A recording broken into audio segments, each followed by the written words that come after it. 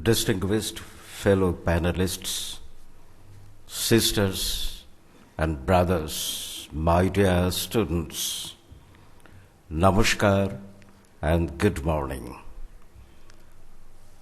I would like to begin by paying my deep respect to the Holy Trinity who have been overseeing us, discoursing for the last couple of days of their teachings and contributions in making this planet Earth more peaceful and livable. I would also like to add my deep respect and gratitude to the organizers of this very extremely significant seminar, and also especially to Swami Tag Rupanandaji Maharaj, Principal, Sri Ramakrishna Vidya Mandir.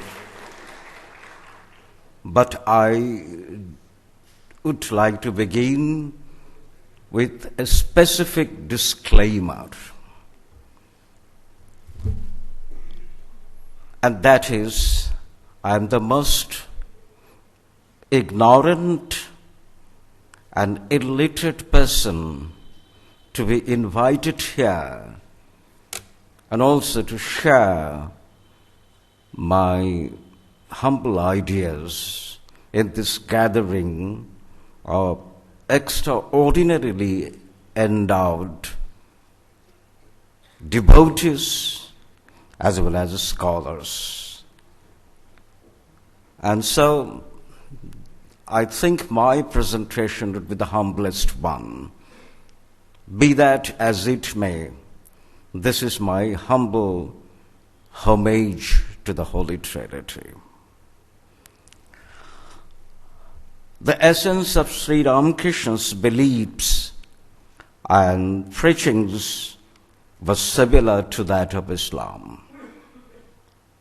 Such a similarity was not providential or circumstantial, rather a product of Sri Ramakrishna's human, egalitarian, and inclusive perception of religions. These are also the qualities of the core Islam.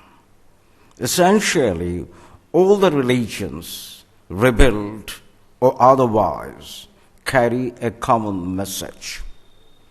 Sri Ramakrishna's perception of Islam, as well as other religions, had origins in how he delved deep into the cores of all these religions and imbibed the underlying spirit of the same.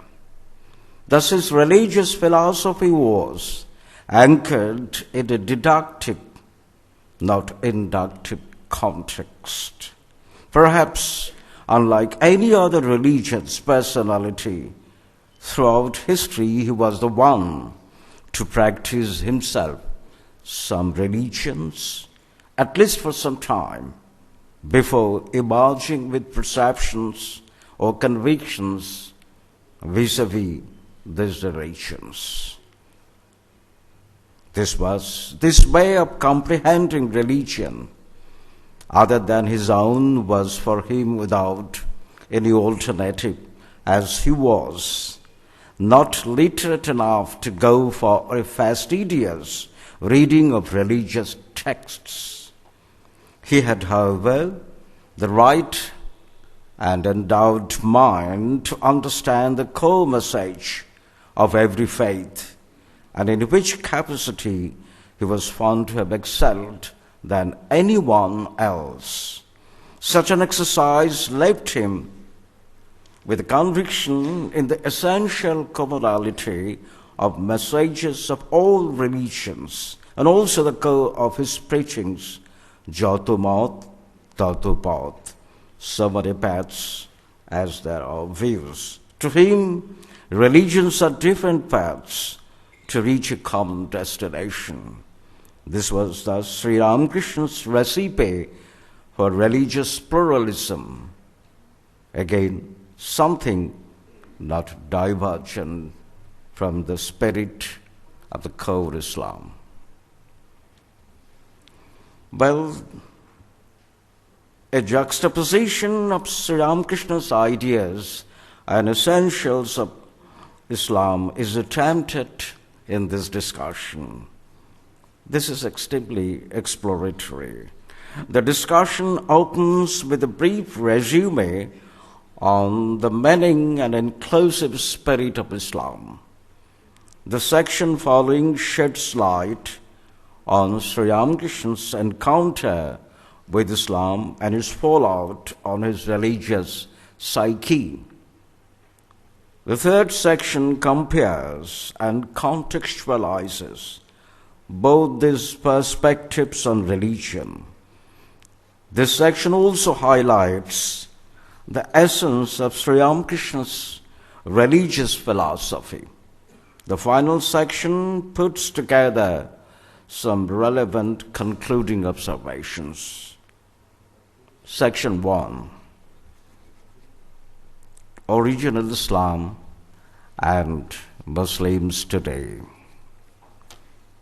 In the recent past, both Islam and Muslims have been victims of maligned ascriptions. Such maligned ascriptions, however, do not intrinsically relate either to this religion or its followers.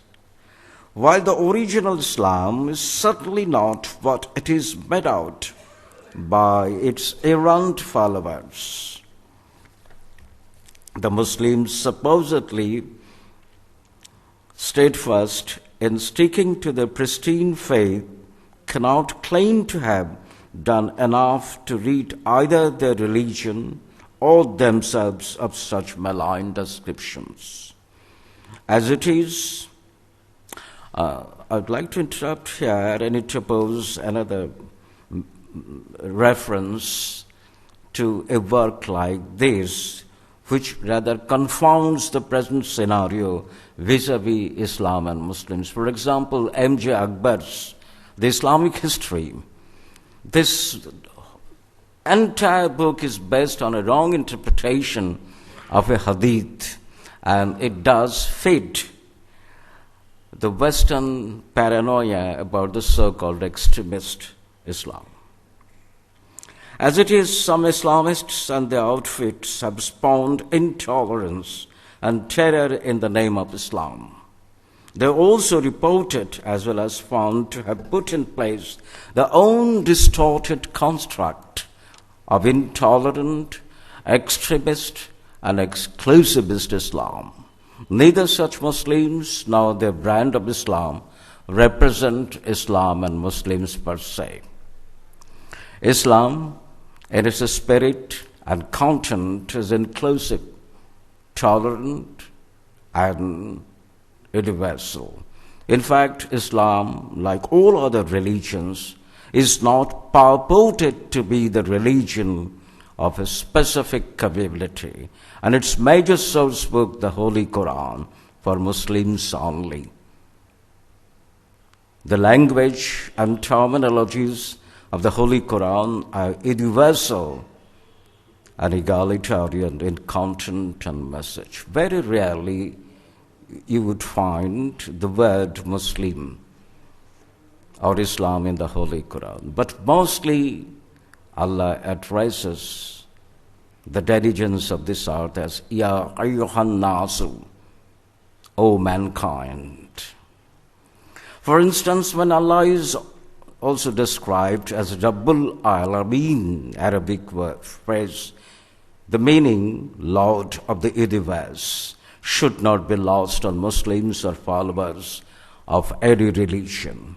In such a context, it would be quite illogical to suggest that only Muslims amongst the denizens of this earth would enjoy the blessings and favor of Allah to the exclusion of other religionists or other people.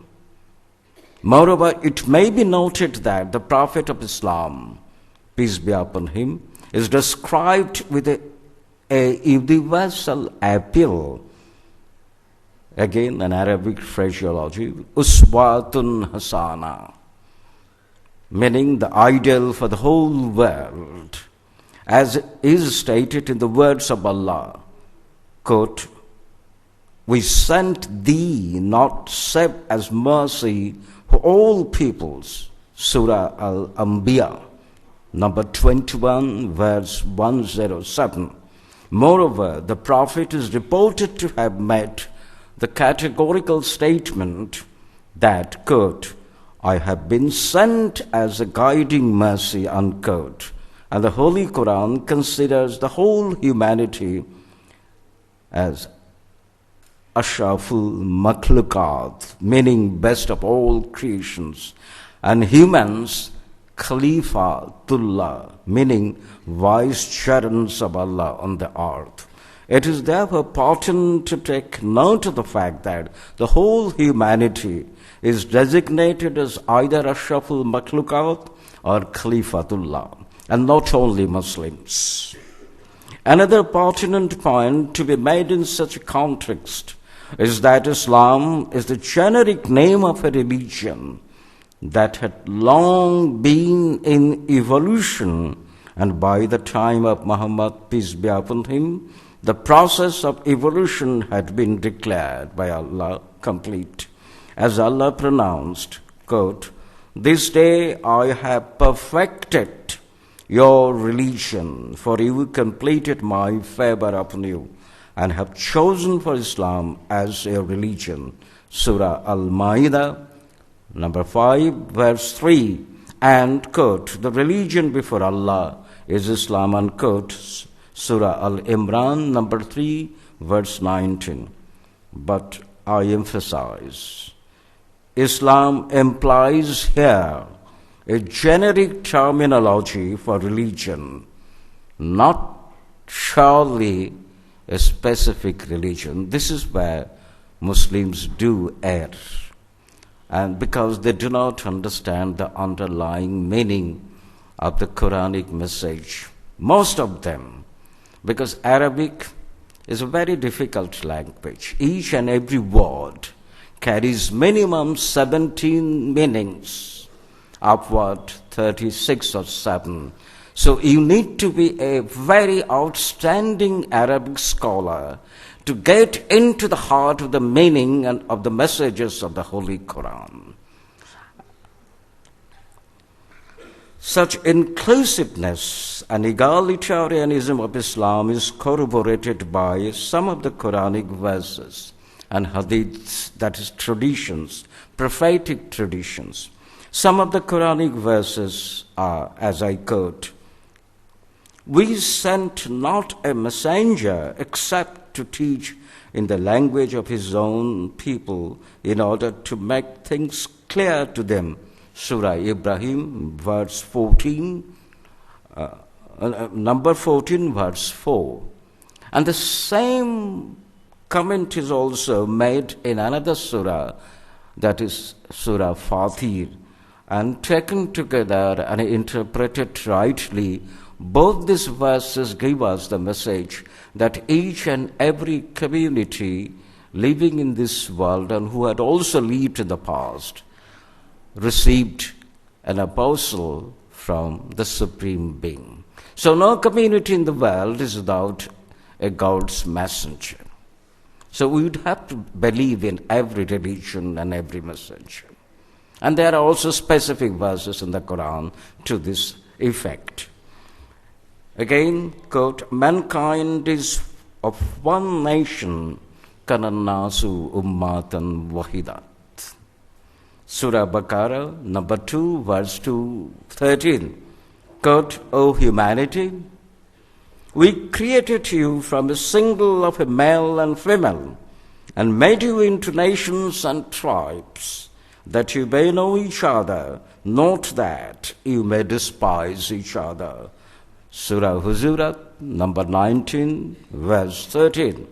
Quote, And if thy Lord had willed, he verily would have made mankind one nation, yet they cease not differing. Unquote.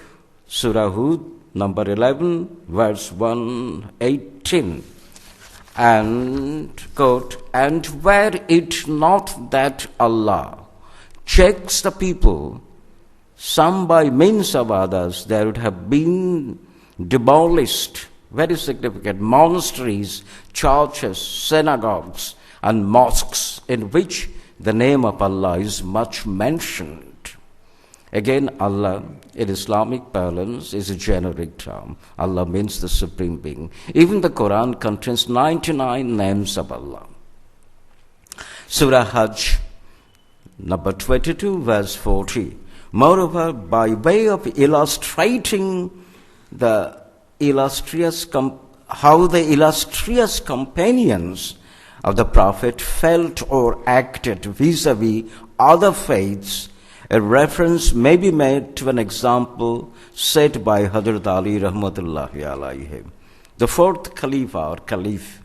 While on a walk in the evening, a companion of him, after having seen Christians praying at a church, remarked that kafirs, the Arabic word meaning unbelievers, were praying.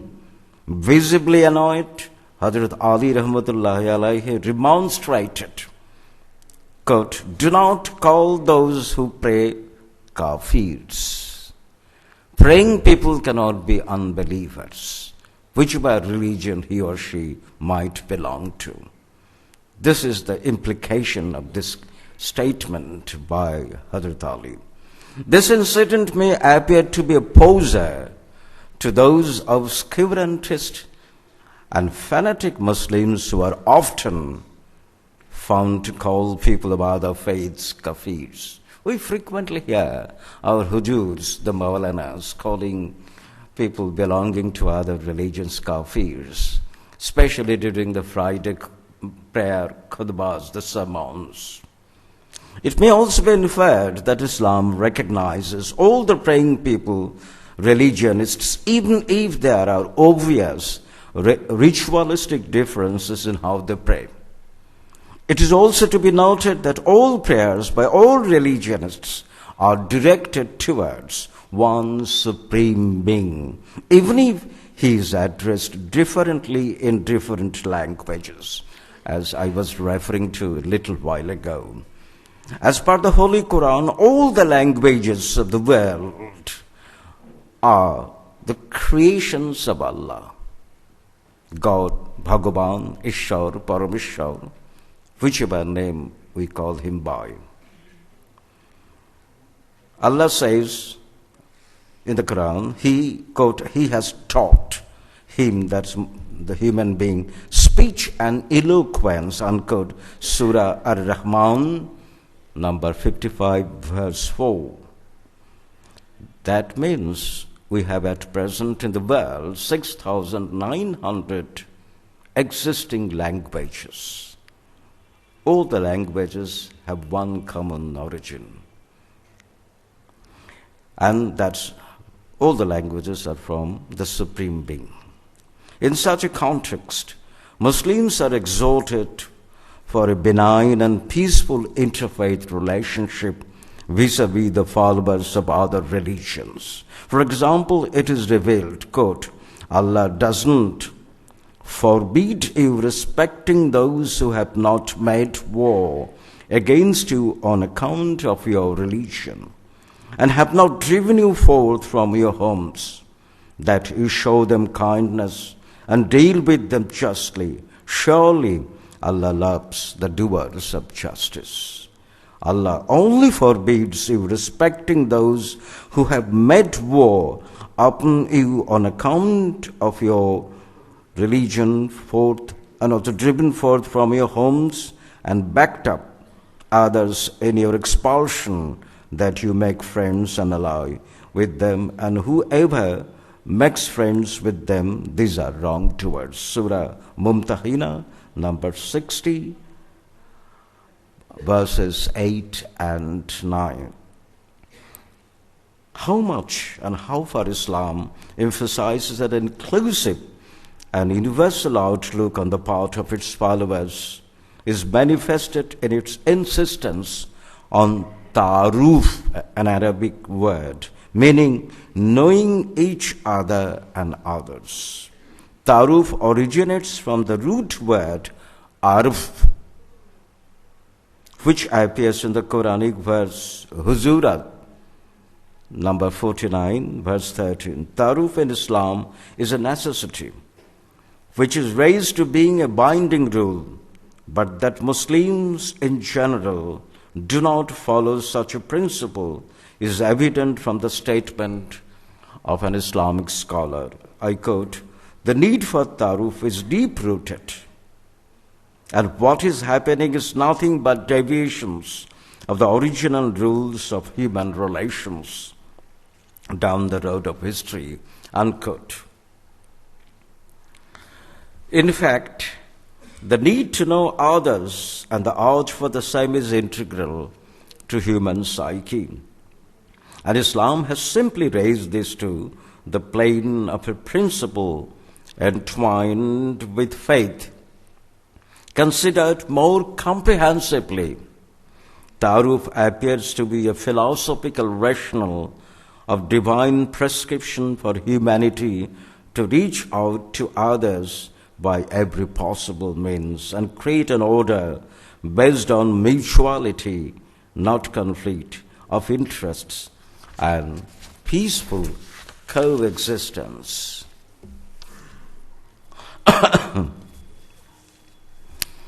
In the Holy Quran, Allah ordains humanity in the following language: "Tatafakkaru fi khalqillah." Think over all the creations of Allah. Meaning Allah is omnipresent and manifest in all His creations. In one of the lectures, Rabindranath Tagore, I refuse to anglicize his last name as Tagore, although Rabindranath himself used to write and sign his last name as Tagore, and I have two reasons for not doing so. First, grammar. Grammar would not permit us to translate the proper noun. Second, Thakur is a Sanskrit word which carries a specific meaning as the highly respected person, but Tagore doesn't carry any meaning. It's simply the distortion of a very, very respectable Sanskrit word. For example, we very reverently address Sri Ramakrishna as Thakur Sri Ramakrishna. Can you address him as Tagore Sri Ramakrishna? If not, I refuse to use Rabindranath's last name as Tagore. Were Rabindranath alive, I would have argued with him. Anyways, so Rabindranath Tagore gave, as you all know, quite a few illuminating lectures which enlightened the minds of the Western people. One such lecture was titled "The Relation of the Individual to the Universe," highly philosophical. And in this lecture, he highlighted the core Upanishadic message that is similar to this Quranic verse I have just quoted. That is the Upanishad. What does the Upanishad says is similar to what the Quran says. And in Rabindranath Tagore's language, which I quote, the spirit of the teachings of Upanishad is, in order to find Him, that's God, you must embrace all. We are enjoined to see whatever there is in the world as being enveloped by God. I bow to God over and over again, who is in the fire and in water, who permeates the whole world, who is in the annual crops, as well as in the perennial trees, unquote. Rabindranath, in the same lecture, refers to Gautam Buddha as having repeated the same Upanishadic and the Quranic message, quote, the being who is in his essence the light and life of all, who is world conscious, is Brahmana. This light and life, this all feeling being is in our souls, unquote. To these two quotes, Rabindranath added his commentary, but tracing the points therein from his own perspective. I quote him, thus to attain our world consciousness, we have to unite our feeling with this all-pervasive, infinite feeling. In fact, the only true human progress is coincident with this widening of the range of feeling.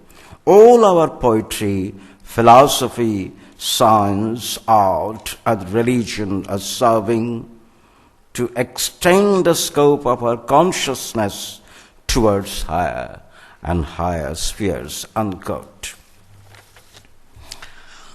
Well, but Islam, as presented above, may be at variance in most cases with Islam of today, either in practice or politically motivated distortions.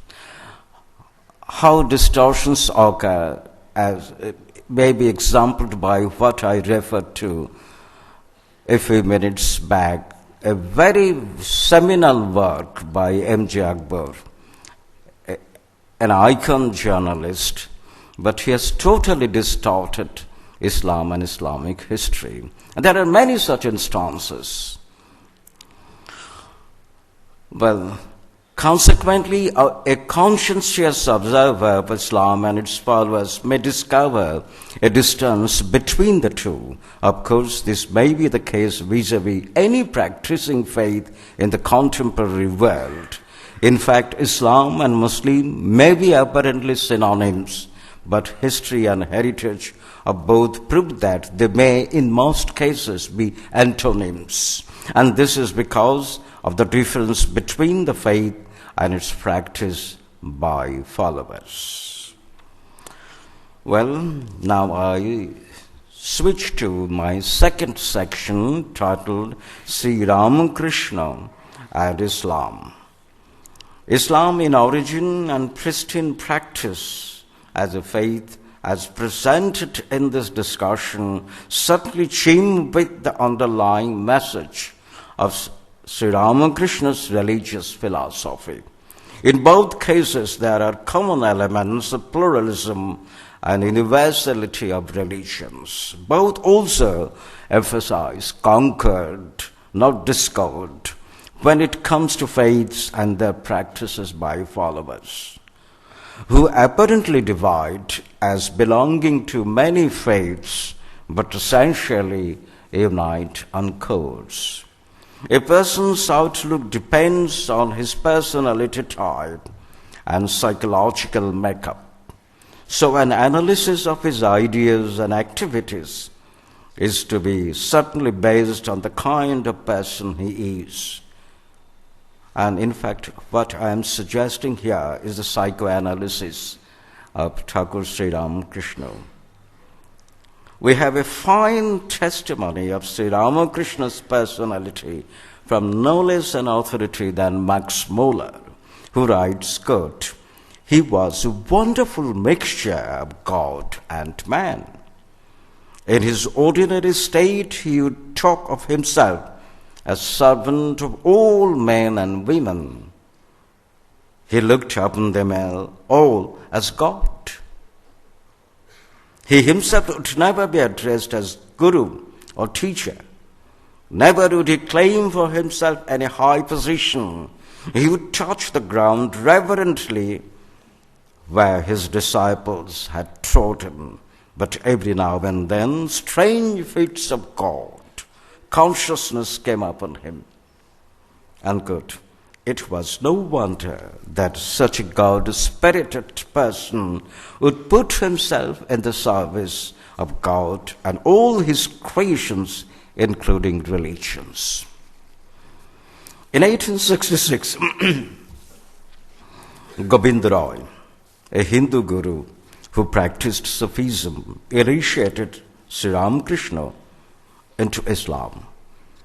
Sri Ramakrishna said, quote, he devoutly repeated the name of Allah over a cloth like the Arab Muslims, said their prayer 5 times daily, and felt disinclined even to see images of the Hindu gods and goddesses, much less worship them. For the Hindu way of thinking had disappeared altogether from my mind. According to him, after 3 days of having been a Muslim, he had a vision of a quote, radiant personage with grave countenance and wide beard, resembling the Prophet and merging with his body, unquote. In 1873, he had the same kind of exposure to Christianity and later on to Buddhism and Jainism also. The extent of the impact of Islam may be found by taking into cognizance the fact that it was Sri Ramakrishna who had exhorted Girish Chandra Sen, who is popularly known as Bhai Girish Chandra Sen, to be the first translator of the Holy Quran into Bangla. Perhaps students of history or persons having had a bit of knowledge of history of Bengal know that Ramayana, Mahabharata and Bhagavad Gita were translated into Bangla during the rules of Alauddin Hossain Shah and his son Nusrat Shah, the Sultans of Bengal, between 1493 and 1532 by the great and famous Bengali poet Maladhar Boshu. So we have examples of the Hindu religious books translated into Bangla for the benefit of the common people here on the orders of the 2 Muslim sultans, and the Muslim religious script, the Holy Quran, translated into Bangla by a famous Hindu poet. What a brilliant and scintillating example of communal harmony in Bengal. But very rarely do I come across sufficient and adequate historical commentary on this sort of intercommunal harmony in the textbooks. Anyway, the translation was completed between 1881 and 1886. I have a copy of the original translation. This vernacular, and this is very enlightening tafsir or translation of the Holy Quran. Anybody could understand the core message of the Quran by reading through Bhai Girish Chandra Sen's translation. This vernacular version of the Islamic holy book made the basics of the Islamic faith understandable to the common Muslim masses. It was indeed a substantive contribution in taking Islam to the mass level, and the catalyzer, as I would argue, of which was Sri Ramakrishna. Well, such a personality makeup and the mindset that Sri Ramakrishna was endowed with was as much the outgrowths of his inner self as those of an intermesticity between his inner self and the socio-religious milieu in which he was born and living through. The 19th century Bengal witnessed sharp inter-community polarization arising out of conflictual religious perceptions, with consequential political complications, as it was the Bengal of the 19th century as well as the whole of the subcontinent had to witness the inexorable process of the parting of ways between Hindus and Muslims, supposedly on religious grounds. This was the supposed ground, as I say, supposed ground for such an unwanted historical outcome as I find there could be more tangible explanation for this historic or unwanted parting of the ways in the economic political divide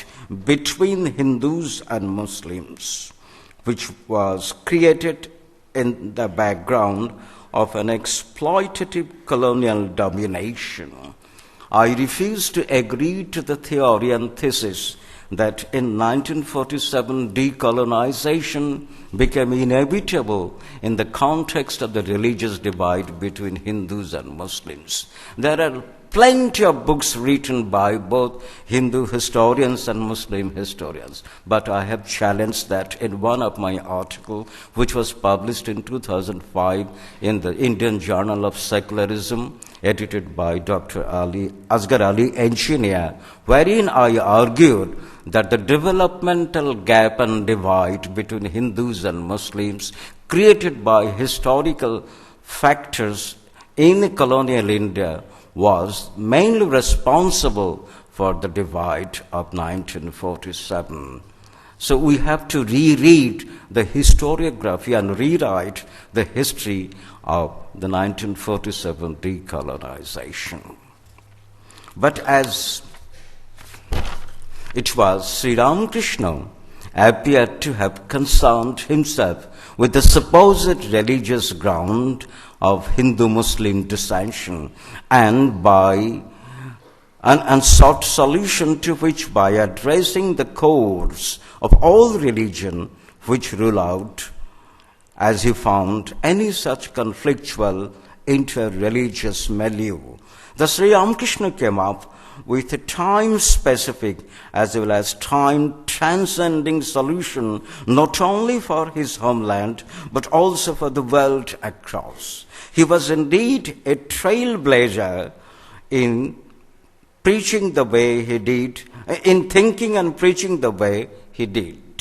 Another pertinent point that contextualizes Sri Ramakrishna's ideas is the one to assess him against the egalitarian and inclusive tradition of Bengal, historical tradition of Bengal. Of the many representative instances of such a tradition, reference may be made to two only. The first is what Chandidas, the folk poet of the 14th century Bengal, preached, quote, "The highest truth is the man, no truth is higher than this. Shono he manush bhai, shobar upore manush sotto tahar upore nai." Again, there was Lalan, the 18th-19th century devotional folk singer of Bengal, who used to sing aloud, quote, "Cows are of different complexions, but their milk is of one color. Nanan baron gavire eki baron dudh." While Chandidas and Lalan had the social perspective in their minds, Sri Ramakrishna, the religious one, but all of them shared the common vision of the unity and universality of Homo sapiens as a species inhabiting this planet Earth. Above all, convergence, not divergence of the humanity as a species was their concern. Even in the context of the God-centric construct of the universe, Sri Ramakrishna, Gautam Buddha, and Rabindranath appeared to have shared a common perception and position. Thus, Sri Ramakrishna, as he appears with his teachings and preachings, was very much a product of a tradition that he belonged to and circumstances he lived through.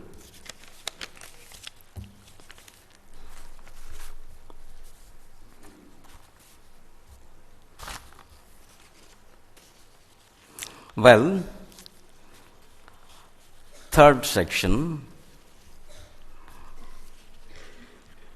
Thus Sri Ramakrishna was a breed apart, even amongst the saintly and religious personalities known for their inclusive and egalitarian views and having a niche as promoters of interfaith harmony. None of them experienced religions other than their own the way Sri Ramakrishna did.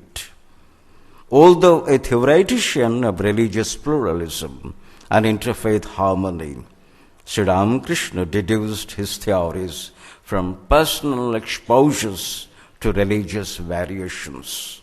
He found the ultimate truth common to all the religions. He found every religion as different pathways to a common destination, that is, reaching out to the Supreme Being. Another truth he imbibed was the godliness of all humans, who are the creatures of the same Supreme Being. Again, he agrees with Islamic ethos insofar as Islam considers all humans ashraful makhluqat, the best of all creations. So his conviction was that, quote, creeds and sects matter nothing. Let everyone perform with faith the devotions and practices of his creed. Faith is the only clue to get God, unquote. The assessment that becomes ineluctable about Sri Ramakrishna is that he was an empiricist vis-a-vis religions. Sri Ramakrishna's was a simple approach to the issues of religious tolerance and religious pluralism. Thus, contrary to the common perception, it is to be pointed out that he never meant to synthesize Shamanna religions. He simply believed in and preached for harmony of all religionists. This was a theory of interfaith harmony put into practice by his disciple, Swami Vivekananda. Both of them, as I firmly believe, added a dimension, a new one indeed, to the present-day democratic discourse. Democracy is all about pluralism. In all spheres of life, much has been talked about and written for political pluralism as an element of democratization. But nothing or little has so far been said of religious pluralism as another element in the democratization process. Well, I think that's quite an unrealistic approach to democratization issue, because there have been quite a lot of studies by many scholars of both East and the West emphasizing how religion impacts on the personal psyche and how strong influence it exerts. For example, David Apter, an American sociologist, he has done an exceedingly interesting work detailing how religion, more than any other isms, any other ideologies, exerts more influence on the personality makeup of an individual. Either he is a theist or an atheist. Even one atheist, by denying the existence of God, denying the existence of any religion, he subscribes to a number of no's, and that becomes his religion. The list of no's becomes his religion. So religion, by disregarding and discarding religion, democracy can be put into its desired place.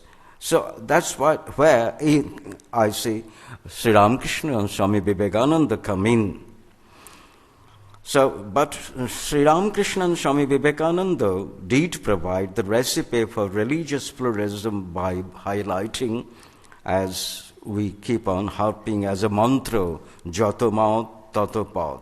It is, I think, the basic mantra of Sri Ramakrishna.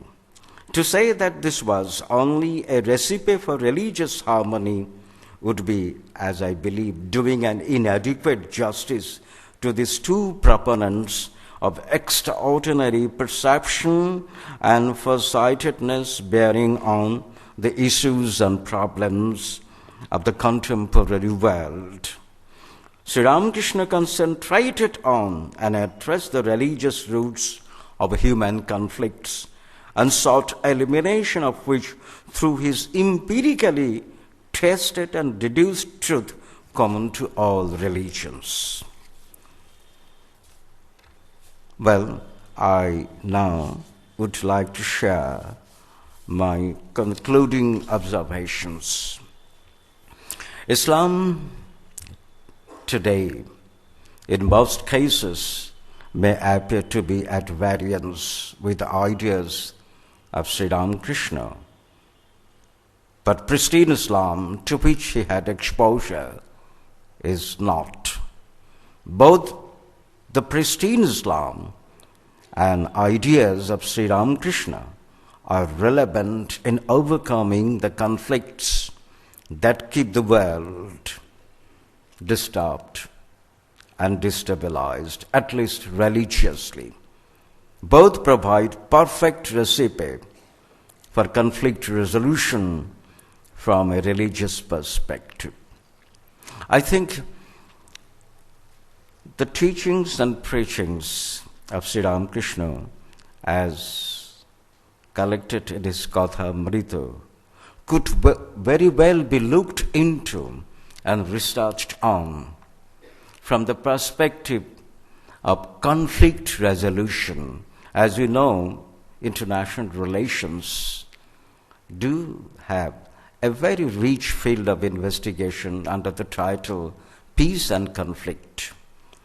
So I suggest there be a good deal to be said and thought of based on the Katha Amrita as prescriptions for conflict resolution in this turbulent world of today. This is, however, a recipe that awaits proper attention and consideration. It is true that of late there have been murmurings and musings on interfaith harmony, and to many of which I have also been to, both in Bangladesh and outside Bangladesh, in Europe, America also. But as it becomes obvious that the teachings of Sri Ramakrishna and preachings of Swami Vivekananda had ample indications for how to achieve interfaith harmony and which predate the recent such endeavors. It is worth mentioning that these teachings and preachings provide a strong antidote to Samuel Huntington's Cassandra-like prognosis of a clash of civilization. Thank you, Dhanyabad, Namaskar, for bearing with me.